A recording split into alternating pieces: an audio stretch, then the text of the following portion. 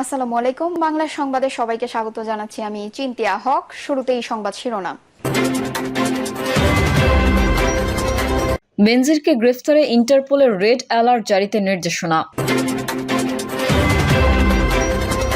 জানাবো হাসিনার ফাঁদে পা দিতে চায় না বলেই বিএনপি নির্বাচন দাবি করছে, বললেন শামসুজ্জামান দুদু। ধানমন্ডি ৩২-এ পাওয়া হাড়গোড় সংগ্রহ করেছে সিআইডি, চলছে পরীক্ষা নিরীক্ষা। কারাগারে কেমন আছেন প্রশ্নে যা বললেন পলক। এবং সর্বশেষ জানাবো ৬৪ জেলায় বিএনপি সমাবেশের পূর্ণাঙ্গ কর্মসূচি, কোন নেতা কোথায় থাকবেন। এতক্ষণ শুনছিলেন সংবাদ শিরোনাম, এবারে বিস্তারিত। বেনজিরকে গ্রেফতারে ইন্টারপোলের রেড অ্যালার্ট জারিতে নির্দেশনা। বাংলাদেশের পুলিশের সাবেক মহাপরিদর্শক বেনজির আহমেদকে গ্রেফতারের জন্য ইন্টারপোলকে রেড অ্যালার্ট জারি করার নির্দেশনা দিয়েছেন আদালত। ঢাকার মেট্রোপলিটন সিনিয়র স্পেশাল জজ জাকির হোসেন গালিব সোমবার এই নির্দেশনা দেন। এই নির্দেশনা দুদকের আবেদনের পরিপ্রেক্ষিতে এবং তদন্ত কর্মকর্তা পরিচালক হাফিজুল ইসলামের পক্ষ থেকে দায়ের করা আবেদনের পরিপ্রেক্ষিতে দেওয়া হয়। বিভিন্ন সূত্রে জানা যায়, বেনজির পরিবার অস্ট্রেলিয়ায় অবস্থান করছেন। ২০২৪ সালের ১৫ ডিসেম্বর পুলিশের সাবেক মহাপরিদর্শক বেনজির আহমেদ, তার স্ত্রী ও ২ মেয়ের বিরুদ্ধে ৪ মামলা করে দুদক। মামলায় বেনজির পরিবারের বিরুদ্ধে ৭৪,১৩,৩৯,০০০ টাকার জ্ঞাত আয় বহির্ভূত সম্পদ অর্জন ও সম্পদের তথ্য গোপন করার অভিযোগ আনা হয়েছে। ২০২৪ সালের ৩১শে মার্চ বেনজিরের ঘরে আলাদিনের চেরাগ ও ৩রা এপ্রিল বনের জমিতে বেনজিরের রিসোর্ট শিরোনামে দুটি প্রতিবেদন প্রকাশ করে একটি জাতীয় দৈনিক। সেখানে সাবেক আইজিপি বেনজির আহমেদের বিরুদ্ধে অবৈধ সম্পদ অর্জনের অভিযোগ উঠে আসে। এরপর ১৮ এপ্রিল দুর্নীতি দমন কমিশনের এক সভায় অভিযোগ অনুসন্ধানের সিদ্ধান্ত হয়।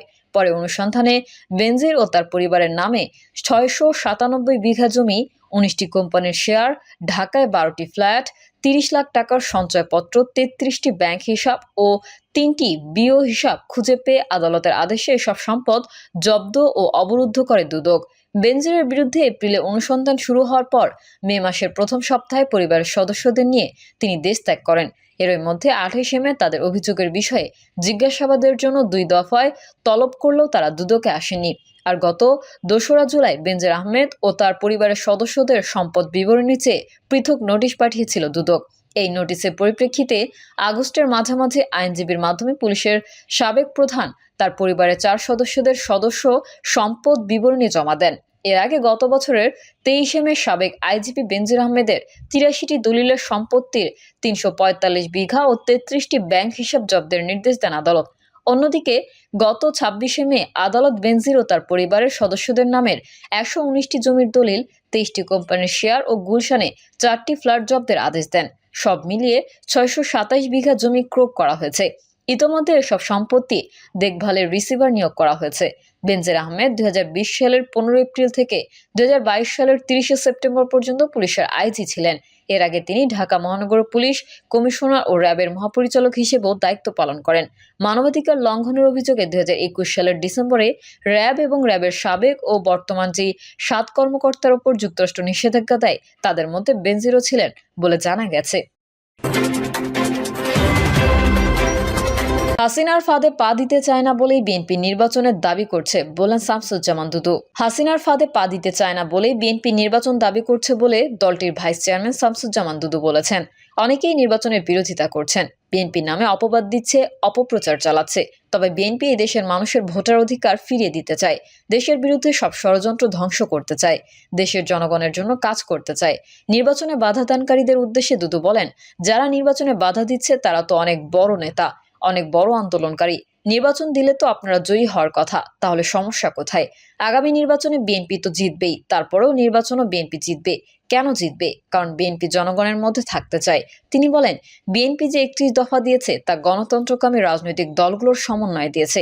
এই ৩১ দফা পড়েন, তাহলে সংস্কার কি ১ ঘন্টার মধ্যে জেনে যাবেন। অন্তর্বর্তী সরকারের উপদেষ্টাদের উদ্দেশ্যে বিএনপির ভাইস চেয়ারম্যান বলেন, উদ্দেশ্য সৎ থাকলে বিএনপির ৩১ দফা পড়তেন, তা না করে শুধু সংস্কার করেন। একজন শুধু উন্নয়ন করেছেন, আর আপনারা শুধু সংস্কার করছেন। এগুলো বাদ দিতে হবে, মানুষের ভোটের অধিকার ফিরিয়ে দিতে হবে। মুক্তিযুদ্ধের পরে শেখ মুজিবুর রহমান ব্যর্থ হয়েছিলেন একটি ভালো নির্বাচন দিতে, যেই কারণে ৭৩ সাল থেকে সংকট শুরু হয়েছিল।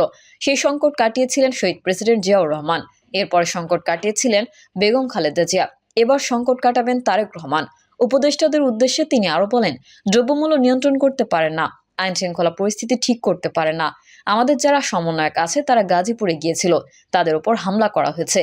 আপনারা সরকারে থাকা অবস্থায় এই ধরনের ঘটনা ঘটে, যা লজ্জাজনক। শামসুজ্জামান দুদু বলেন, মানুষের অধিকার প্রতিষ্ঠার জন্য বিএনপি লড়াই করছে। যারা মানুষের অধিকার কেড়ে নিয়েছে, দেশ থেকে লাখ লাখ হাজার কোটি টাকা বিদেশে পাচার করেছে, তাদের বিচারের দাবিতে এবং জনগণের সরকার প্রতিষ্ঠার দাবিতে বিএনপি কর্মসূচি দিয়েছে। প্রয়োজন পড়লে তারা রাজপথে নামবে এবং মানুষকে ঐক্যবদ্ধ করবে। ঐক্যবদ্ধ ছাড়া মানুষের মুক্তির কোনো পথ নেই। ধানমন্ডি 32-এ পাওয়া হাড়গোড় সংগ্রহ করেছে সিআইডি, চলছে পরীক্ষা নিরীক্ষা। ধানমন্ডি 32 নম্বরে শেখ মুজিবুর রহমানের ভাঙা বাড়িতে হাড়গোড় পাওয়া গেছে, তবে এগুলো মানুষের নাকি অন্য কোনো প্রাণীর তা ল্যাবে পরীক্ষা করে দেখবে পুলিশের অপরাধ তদন্ত বিভাগের ক্রাইম সিন। ইতোমধ্যে এই আলামত সংগ্রহ করেছে সিআইডি। সোমবার সকালে আলামত সংগ্রহ করে ক্রাইম সিন। বিষয়টি নিশ্চিত করেছেন ধানমন্ডি থানার ওসি আলী আহমেদ মাসুদ। তিনি বলেন, আজ সকাল 8:30টার দিকে সিআইডির একটি ফরেনসিক টিম ভবনের নিচে এসে এক টুকরো হাড়, এক সেট জামা ও এক জোড়া জুতা সংগ্রহ করেছে। তারা সেগুলো পরীক্ষা করে দেখবে হাড়টি মানুষের কিনা। বিষয়টি নিশ্চিত করে সিআইডির অতিরিক্ত পুলিশ সুপার জসিম উদ্দিন খান যুগান্তরকে জানান, ঘটনাস্থল থেকে হাড়, জামা ও জুতা সহ বেশ কিছু স্যাম্পল সংগ্রহ করা হয়েছে। সিআইডির ফরেনসিক টিম সেগুলো পরীক্ষা করে দেখবে এর সঙ্গে সন্দেহজনক কোনো কিছুর সংশ্লিষ্টতা আছে কিনা। এর আগে রোববার আয়নাঘর বা গোপন বন্দিশালা আছে কিনা এমন সন্দেহে ধানমন্ডি 32 নম্বরে শেখ মুজিবুর রহমানের বাড়ির বেসমেন্ট থেকে পানি সরানোর কাজ করে ফায়ার সার্ভিস।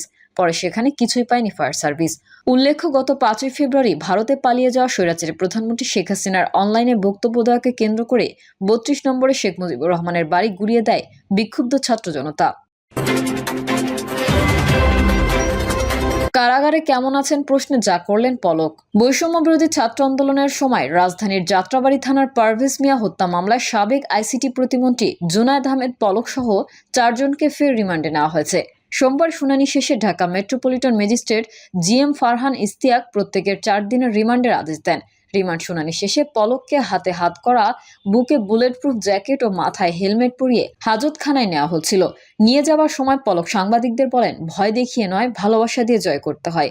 তবে কার উদ্দেশ্যে তিনি এই বার্তা দিতে চান প্রশ্নে তিনি চুপ থাকলেও পাশ থেকে আইনজীবীরা বলেন, কারা ভয় পাচ্ছেন, কারা ভয় ছড়াচ্ছেন আপনারা দেখতে পাচ্ছেন।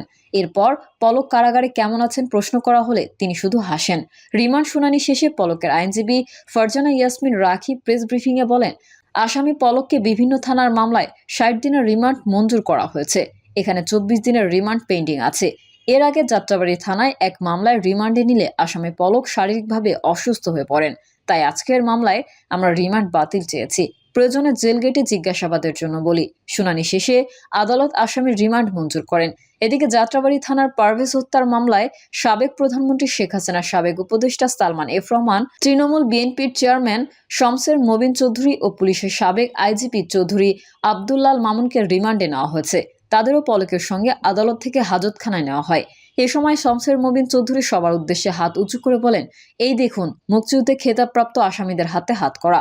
একটু পর থেমে তিনি আরো বলেন, খেতাবপ্রাপ্ত আহত পঙ্গু একজন মুক্তিযোদ্ধার হাতে হাত করা, এটা কেন? এরপর তিনি নীরবে হাজতখানায় হেঁটে যান। এদিকে এদিন সকালে আসামিদের কারাগার থেকে আদালতে হাজির করে 10 দিনের রিমান্ড আবেদন করেন তদন্ত কর্মকর্তা যাত্রাবাড়ি থানার উপপরিদর্শক নাজমুল হাসান। এ সময় রাষ্ট্রপক্ষে পাবলিক প্রসিকিউটর ওমর ফারুক ফারুকী রিমান্ডের পক্ষে শুনানি করেন। অন্যদিকে আসামি পক্ষে তার আইনজীবীরা রিমান্ড বাতিল ও জামিন চেয়ে আবেদন করেন। উভয় পক্ষের শুনানি শেষে আসামিদের 4 দিনের রিমান্ড মঞ্জুর করেন। এর আগে আসামিদের গ্রেফতার করে বিভিন্ন মামলায় তাদের কয়েক দফায় রিমান্ডে নেওয়া হয়েছে। প্রিয় দর্শক, এই ছিল এখনকার সর্বশেষ সংবাদ। আপডেট সব সংবাদ পেতে চ্যানেলটি সাবস্ক্রাইব করে বেল আইকনটি ক্লিক করুন। কমেন্টে আপনার মতামত জানিয়ে আমাদের সাথেই থাকুন। ধন্যবাদ সবাইকে। আল্লাহ হাফেজ।